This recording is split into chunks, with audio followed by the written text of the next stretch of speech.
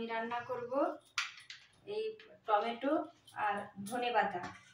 এটা দিয়ে কিন্তু অ্যাকচুয়াল চাটনি করছি না, এটা হচ্ছে তেল দিয়ে দিলাম। এবারে আমি দেব টমেটো, দেব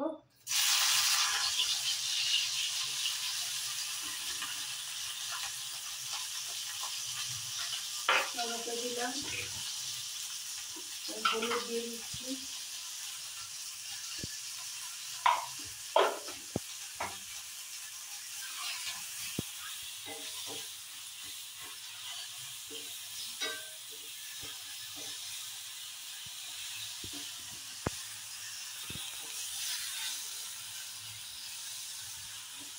টমেটো হলুদ দিলাম।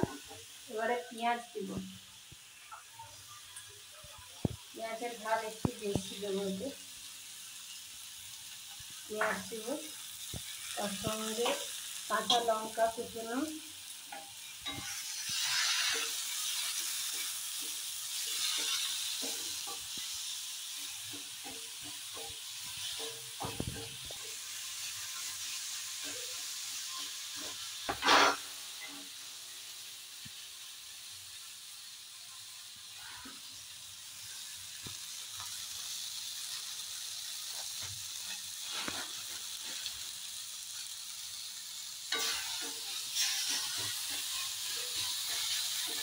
একটু আধা হয়ে গেলে টমেটোটা যে গলে গেছে আর পেঁয়াজটাও আধা হয়ে গেছে, এই সময় আমি ধনেপাতাটা দিই।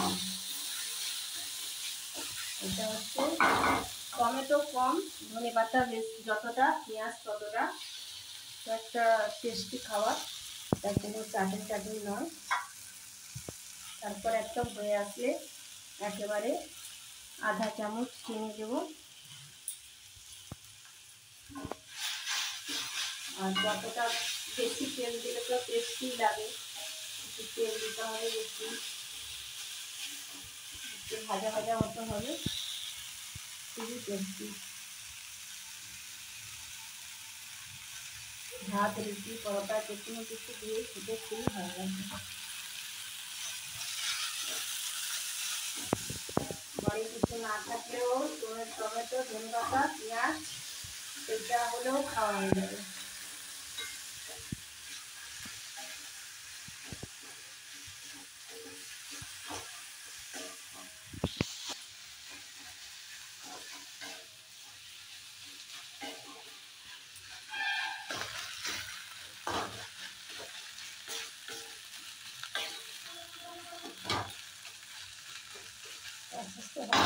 ঢাকিয়ে দিলেও কোনো ক্ষতি নেই, ঢাকিয়ে দিলে আরো ভালো হবে। একটুখানি পুড়ে না যেন যায়, একটুখানি ঢাকিয়ে দিলাম এই যে, তারপর ঢাকিয়ে দিয়েছিলাম, একটুখানি ঢাকিয়ে দিলাম, পুড়ে না যেন যায়, খেয়াল রাখতে হবে যে ঢাকিয়ে দিয়ে চলে গেলাম এমনি করলে হবে না, কাড়ি রাখতে হবে পাশে। তেল দিয়ে দিয়েছিলাম, এই যে প্রথমে দিয়েছিলাম, তারপর এই যে মাঝখানে দিলাম। তেল দিলে তো টেস্টি হয় যে কোনো জিনিস। চিনিটা দেবো একটু শেষে, এটা আর একটুখানি হয়ে যাবে।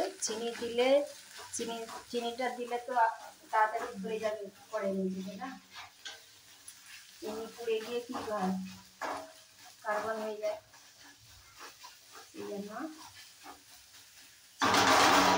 লাস্টে দিয়ে নাড়িয়ে বন্ধ করে দেবো। আর একটুখানি 1 মিনিট হোক, 1-1.5 মিনিট, দেখি কেমন হয়েছে।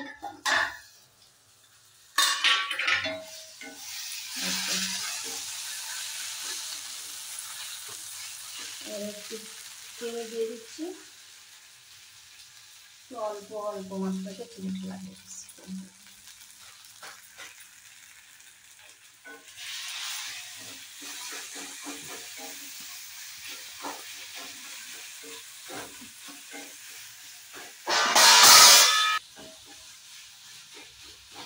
হয়ে গেছে, কমপ্লিট হয়ে গেছে।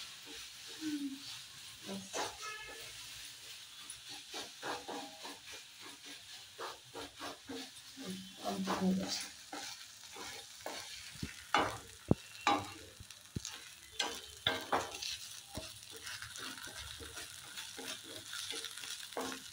তেল ঢুকেছে সুন্দর।